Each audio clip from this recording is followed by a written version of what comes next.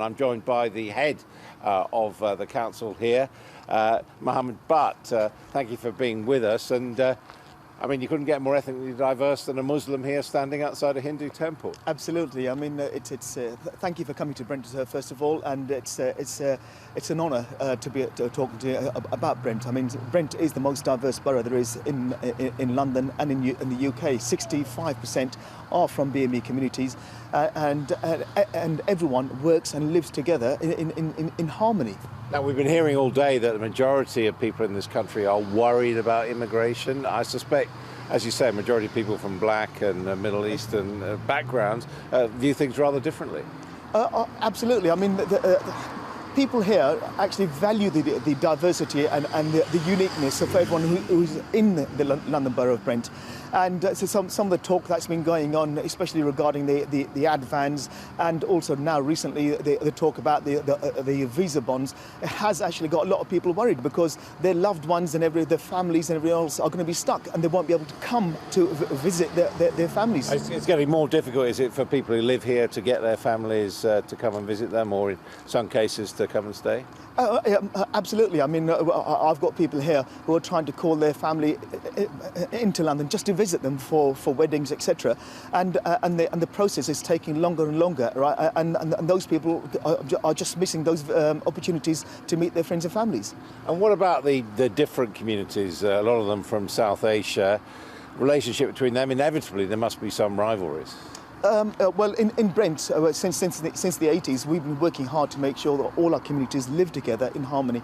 And the recent riots just proved, right, that the work that we've done has actually worked, and working with those communities stopped all the tensions and the problems we had. And also, we had the murder of Lee Rigby, and we held a service where we invited all different communities to come together, and everyone came out together against the atrocities committed by those individuals. Is it just a case that London and perhaps other big cities like Birmingham are different from the rest of Britain and more tolerant of diversity?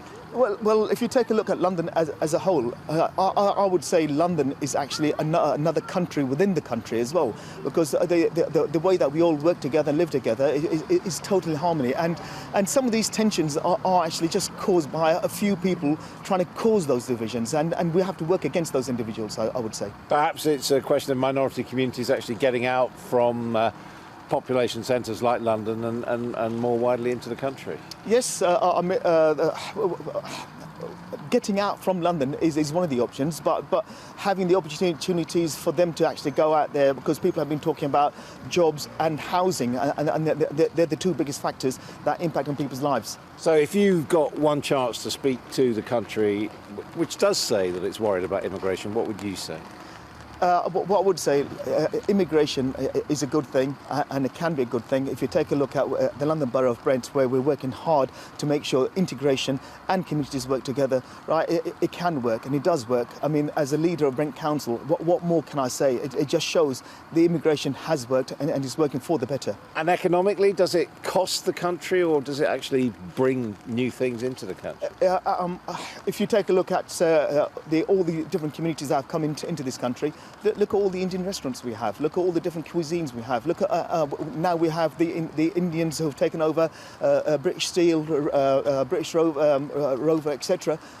It does bring in economic benefits to the country and for people to get into employment.